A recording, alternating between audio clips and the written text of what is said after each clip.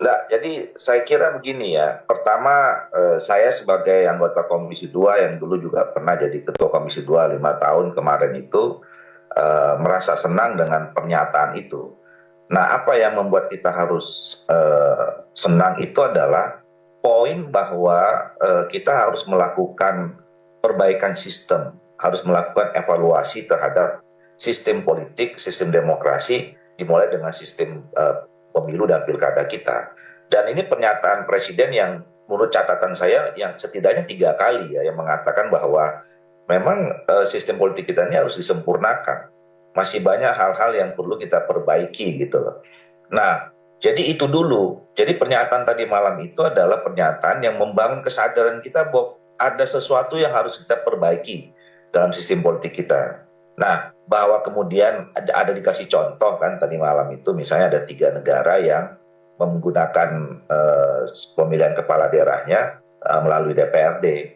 Itu kan salah satu nanti yang mungkin perlu kita kaji.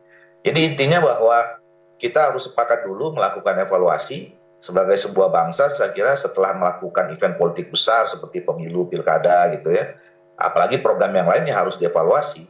Dan kita harus sudah mulai maju lah ya, harus move on bahwa pembicaraan demokrasi kita bukan hanya sekedar demokrasi memaknai secara prosedural, tapi juga secara substansial untuk memperbaiki itu sendiri.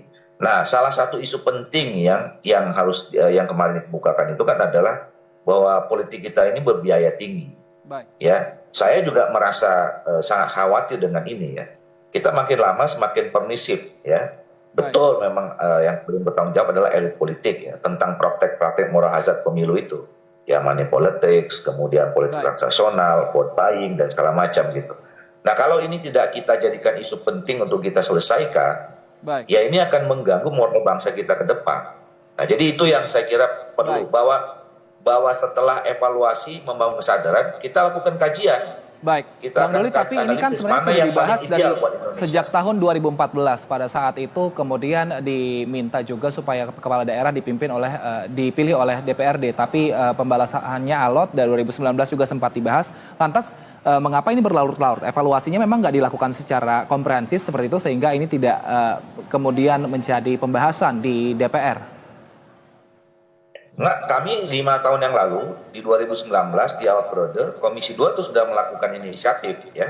Baik. Kami sudah bahkan menyusun draft naskah akademik dan draft naskah RUU-nya ya untuk dikaji, dan kemudian kita harus mencari sistem yang baru yang lebih sempurna gitu. Nah, tapi waktu itu ada COVID ya. Semua kita luluh lantak berkeadaan darurat, fokusnya semua ke COVID. Dan setelah COVID reda, kita sudah mulai masuk kepada persiapan pemilu 2024. Nah, yang menurut saya sebenarnya ini yang juga paling penting. Pembahasan tentang sistem pemilu, sistem pilkada itu memang harusnya momentum yang paling tepat adalah di awal periode. Jauh dari pelaksanaan pemilu dan pilkada, supaya kita tidak lagi campur baur dengan kepentingan interest kita masing-masing. Partai politik dan anggota DPR, calon presiden, calon kepala daerah, yang kalau sudah dekat pemilu pasti mereka berpikirnya cara menang bagaimana gitu ya. Bagaimana sistem ini dibangun untuk bisa menangkan itu.